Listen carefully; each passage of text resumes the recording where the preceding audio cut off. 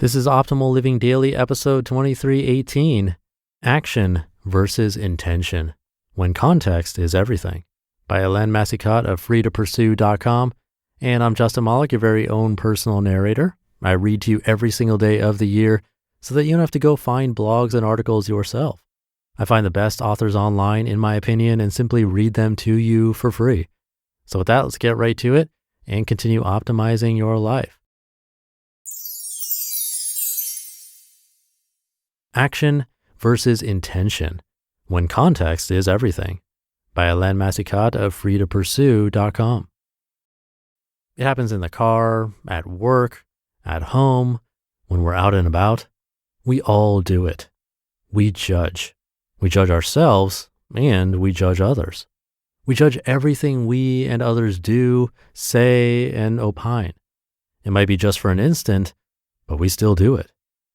To judge is not necessarily a bad thing. We need to observe and evaluate what's around us. It's how we learn, how we decide what we like or don't like. It's also how we evaluate opportunities and risks. Our judgment is a great asset, especially when it's been cultivated into good judgment and common sense. But even a great asset can cause us trouble from time to time. Context is everything. For as long as I can remember, context is everything has been one of my favorite expressions. It's a good reminder that we don't always have all the information to understand what's going on when something just doesn't seem right or isn't clear. It invites us to question, to pursue our curiosity when we're confused by something or simply want to understand it better. And I appreciated it even more when a speaker introduced me to the concept of action versus intention. I wish I could remember my original source, though I've heard it a number of times since. Action versus intention.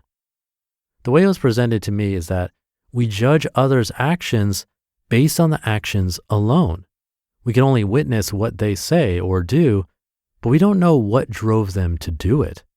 We're judging their behavior without understanding their why. On the other hand, we have a pretty good idea of why we behave the way we do. We know what led up to it, what's influencing us now, or what drove us to act a given way in a past event. You could say we have full disclosure when it comes to what we do and why.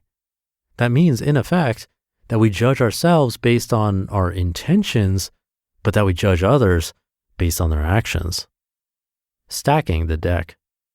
By judging ourselves based on our intentions and judging others based on their actions, we're really stacking the deck in our favor and then some.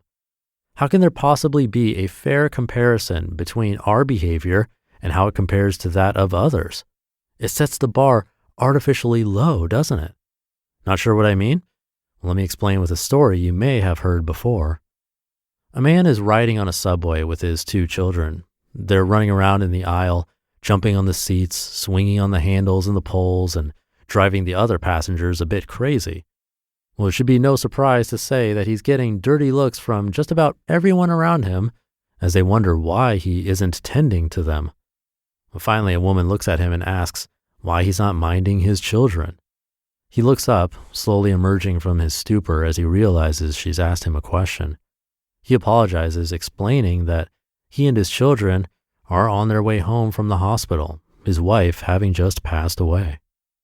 Without additional context, it's easy to believe that he's an uncaring passenger and parent. It's easy to judge harshly and swiftly. One simple question flipped our attitude from intolerance to acceptance, and our emotion from contempt to sympathy. This idea of how I judge myself versus how I judge others has gradually permeated most of my interactions, and though I still have some way to go, it feels wonderful. It makes me a happier and more patient driver, spouse, friend, business owner, coach, customer, speaker, and person in general. And I'm more content, not only because I've learned to give the benefit of the doubt and ask questions when I can, but because I realize that others don't have context for my own behavior and that I have to cut them some slack when they react negatively to something I've said, written, or done. Of course, if I have the chance and it's appropriate and I want to, I attempt to offer the context they need to understand my why.